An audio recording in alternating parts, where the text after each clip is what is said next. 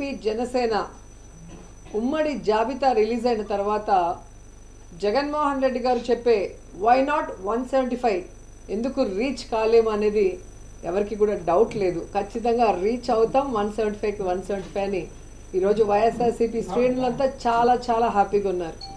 ఎప్పుడైనా ఒక పార్టీ జాబితా రిలీజ్ అయినప్పుడు ఆ పార్టీలో ఉన్న కార్యకర్తలు నాయకులు సంబరాలు చేసుకుంటారు. అదేంటో కానీ టీడీపీ జనసేన జాబితా విడుదల చేసిన తర్వాత టీడీపీ జనసేన కార్యకర్తలు నాయకులు ఏడుస్తుంటే వైఎస్ఆర్సీపీ కార్యకర్తలు నాయకులు డబుల్ హ్యాపీగా సంబరాలు చేసుకుంటున్నారు. ఎందుకంటే ఈరోజు ఆ జాబితా చూశాక పవన్ కళ్యాణ్ అసలు ఎందుకు పార్టీ పెట్టాడు అని మాకే కాదు, ఈరోజు జనసేన కార్యకర్తలు నాయకులకు కూడా అర్థం కావట్లేదు. ఎందుకంటే పవర్ షేరింగ్ అన్నాడు, సీట్ షేరింగ్ అన్నాడు, ఓట్ షేరింగ్ అన్నాడు, కానీ పావలా శాతం కూడా సీట్లు తెచ్చుకోలేకపోయాడు ఈ పీకే పవర్ స్టార్ అనేది. ఈరోజు ప్రజలు అంటున్నారు ఈయన పవర్ స్టార్ కాదు, పవర్ లేని స్టార్ అని. ఎందుకంటే ఈ మధ్యలోనే 2019లో అనుకుంటా ఒక మీటింగ్లో, పబ్లిక్ మీటింగ్లో అంటూ ఉండేవాడు పవన్ కళ్యాణ్, జనసేన అంటే కుక్క బిస్కెట్లు వేస్తే తోకూపుకుంటూ మన వెనక తిరుగుతారు, వీళ్ళకి 10-15 సీట్లు ఎక్కువ అని తెలుగుదేశం వాళ్ళు మన అవమానిస్తున్నారు, మన పార్టీ ప్రజల కోసం పుట్టిన పార్టీ, మనం ఎవరి బిస్కెట్లకి తల వంచం, మనమే వాళ్ళకి ఎన్ని కావాలో అన్ని ఇస్తామని చాలా పెద్ద పెద్ద మాటలు మాట్లాడారు. మరి ఈరోజు 24 సీట్లకి కుక్క బిస్కెట్లు వేస్తే తోకూపినట్టు ఎందుకు తోకూపుకుంటూ చంద్రబాబు నాయుడుతో ప్రెస్ మీట్ పెట్టారో పవన్ కళ్యాణ్ చెప్పాల్సిన అవసరం ఉంది. చాలా పెద్ద పెద్ద డైలాగులు కూడా చెప్పాడు. సముద్రం ఎవరి కాళ్ళు పట్టుకోదు, పర్వతం తల వంచదు అని. మరి ఏ ప్యాకేజీ కోసం 24 సీట్లకే చంద్రబాబు నాయుడు కాళ్ళు పట్టుకున్నావు? ఈరోజు చంద్రబాబు నాయుడు ఇచ్చిన ముష్టి 24 సీట్లకే ఎందుకు తల వంచావు పవన్ కళ్యాణ్ అని జనసేన కార్యకర్తలు నాయకులకి సమాధానం చెప్పాలి. నిజంగా ఎంత బాధాకరం అంటే, చెప్పుకోవడానికేమో గొప్పగా 40 years ఇండస్ట్రీ, నాకు విజన్ ఉంది, విస్తరాకుల కట్టుంది, నేను కేంద్రంలో చక్రం తిప్పానని చెప్పుకునే చంద్రబాబు నాయుడు ఒక సైడు, సినిమాల్లో పవర్ స్టార్ అని చెప్పుకుంటూ బయట పవర్ లేని స్టార్గా తిరుగుతూ మళ్ళీ బింకాలు పలికే పవన్ కళ్యాణ్ ఒకవైపు. వీళ్ళిద్దరికీ బాగా అర్థమైపోయింది, మనకి బలం లేదు, జగన్మోహన్ రెడ్డి గారిని మనం ఓడించే పరిస్థితి లేదు, కాబట్టి మనం ఎలాగైనా పొత్తు పెట్టుకొని జగనన్నని దించాలి అన్న ఆలోచనతోనే ఈ పొత్తుల కార్యక్రమానికి స్టార్ట్ చేశారు.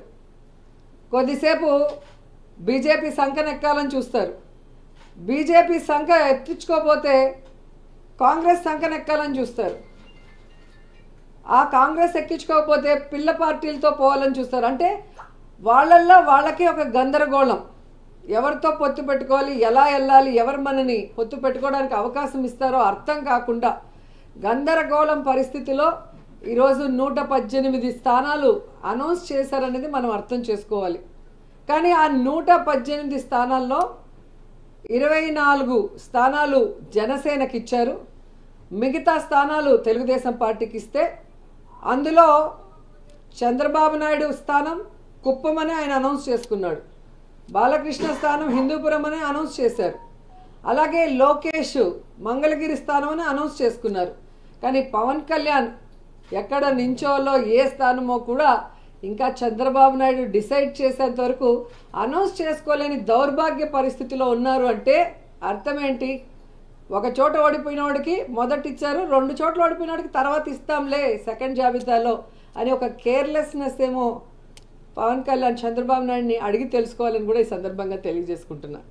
అండ్ ఈరోజు మీరు చూస్తే వీళ్ళిద్దరికీ చెప్పుకోవడానికి ప్రజలకు చేసింది ఏమీ లేదు. చంద్రబాబు నాయుడు 14 సంవత్సరాలు ముఖ్యమంత్రిగా ఉండి ఏ రోజు తాను ఇచ్చిన మేనిఫెస్టోని ప్రజల కోసం చేసింది లేదు. అలాగే పవన్ కళ్యాణ్ ఎందుకు పార్టీ పెట్టాడో తెలీదు, తాను అధికారంలోకి వస్తే ఏం చేస్తానో ఇంతవరకు చెప్పింది లేదు. ఎంతసేపు వైఎస్ఆర్ కాంగ్రెస్ పార్టీ నాయకుల్ని ఎర్ర పుస్తకాల్లో రాసుకున్నానని ఒకడు, అధికారంలో వస్తే జైల్లో పెడతామని ఒకడు, బట్టలూడు తీస్తా కొడతామని ఇంకొకటి చెప్పుకోవడమే తప్ప వీరి వల్ల ఈ రాష్ట్రానికి ఏమైనా ప్రయోజనం ఉందా అంటే శూన్యం అనేది రాష్ట్ర ప్రజలకు తెలుసు. కానీ తెలుగుదేశం పార్టీ వాళ్ళు చూస్తే ఈరోజు మేము రాష్ట్ర భవిష్యత్తు కోసమే ఈ పొత్తు పెట్టుకున్నాము అంటుంటే అందరూ కూడా నవ్వుకుంటున్నారు. ఎందుకంటే చంద్రబాబు నాయుడు ముఖ్యమంత్రిగా 3 సార్లు చేశాడు. ఈ 3 సార్లలో రాష్ట్ర భవిష్యత్తుని ఎప్పుడైనా కాపాడా అనేది ఈ రాష్ట్ర ప్రజలు ఒకసారి ఆలోచించాలి. ముఖ్యంగా రాష్ట్రం విడిపోయిన తర్వాత అనుభవం ఉంది అని చెప్పి మళ్ళీ చంద్రబాబు నాయుడికి అధికారం ఇస్తే పోనీ రాష్ట్ర భవిష్యత్తుని ఏమైనా కాపాడా? రాష్ట్రాన్ని అప్పుల్లో ముంచేశాడు, రాష్ట్రాన్ని సర్వనాశనం చేశాడు, రాష్ట్ర ప్రజల డబ్బుని దోచుకొని స్కామ్ల ద్వారా దాచుకున్నాడే తప్ప ఈ రాష్ట్రానికి ఎప్పుడైనా మంచి చేశాడా అనేది రాష్ట్ర ప్రజలందరూ కూడా ఈరోజు గుర్తు తెచ్చుకుంటున్నారు. ఎందుకంటే ఈ రాష్ట్ర విభజన తర్వాత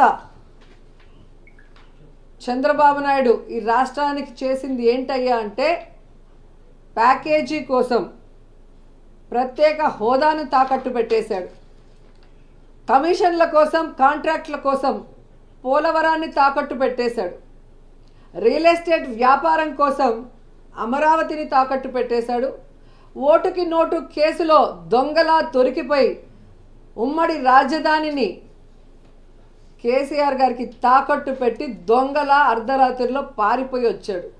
మరి ఈరోజు ఏమీ తెలియనట్టు లేదా ప్రజల అమాయకులు మర్చిపోయి ఉంటారు అనుకున్నాడో ఏమో కానీ రాష్ట్ర భవిష్యత్తు కోసం మేము పొత్తు పెట్టుకున్నామంటుంటే ఈ ఆంధ్రప్రదేశ్ 2 ముక్కలు అవ్వటానికి, ఈ ఆంధ్రప్రదేశ్ అప్పుల్లో కూరుకుపోవడానికి, ఈ ఆంధ్రప్రదేశ్ని నాశనం చేసింది చంద్రబాబు నాయుడు, పవన్ కళ్యాణ్ అన్నది 5 కోట్ల మంది ప్రజలకి బాగా గుర్తుంది అన్న విషయం వీళ్ళు తెలుసుకోవాలి. అండ్ ఈరోజు మీరు చూస్తే ముఖ్యంగా కాపు సోదరులందరూ కూడా మేల్కొన్నారని నాకు అనిపిస్తుంది. ఎందుకంటే వంగవీటి రంగాన్ని చంపిన తెలుగుదేశం పార్టీ, అలాగే ముద్రగడ పద్మనాభం గారిని అవమానించిన తెలుగుదేశం పార్టీ, ముద్రగడ పద్మనాభం భార్యని కోడల్ని బూతులతో తిట్టి అలా కొడుకుని ఎలా కొట్టి పోలీసులు లాక్కు వెళ్ళారో చూసిన సోదరులు, అలాగే తుని ఘటనలో కాపు సోదరులు కాపు యువకుల మీద తప్పుడు కేసులు పెట్టిన తెలుగుదేశం పార్టీతో ముఖ్యంగా ఈ పవన్ కళ్యాణ్ పొత్తు పెట్టుకోవటం అనేది అది కూడా ముష్టి 24 సీట్ల కోసం కాపుల ఆత్మగౌరవాన్ని చంద్రబాబు నాయుడు గారి కాళ్ళ దగ్గర తాకట్టు పెట్టడం అనేది జీర్ణించుకోలేకపోతున్నారు. అలాగే పవన్ కళ్యాణ్ మీటింగ్లో సీఎం సీఎం అని అరిచే ఆ పిచ్చి జన సైకోలకి ఈరోజు ఆ తల ఎక్కడ పెట్టుకోవాలో కూడా అర్థం కాని పరిస్థితి. ఎందుకంటే పవన్ కళ్యాణ్ అనేవాడు ఎప్పుడూ కూడా పొలిటికల్ లీడర్గా పనికిరాడు, అతనికి రాష్ట్రం మీద అవగాహన లేదు, ప్రజల మీద ప్రేమ లేదు, పార్టీ కార్యకర్తలు నాయకుల మీద గౌరవం లేదు అన్న విషయం నేను అనేక సందర్భాల్లో చెప్పాను. ఎందుకంటే ఒక కార్యకర్త ఒక నాయకుడు గౌరవంగా ఉండాలి అంటే అది వైఎస్ఆర్ కాంగ్రెస్ పార్టీలో జగనన్న నాయకత్వంలోనే కుదురుతుంది. సొంత జెండా సొంత అజెండాతో ప్రజలకి మంచి చేస్తూ నేను వైఎస్ఆర్ కాంగ్రెస్ పార్టీ నాయకుడిని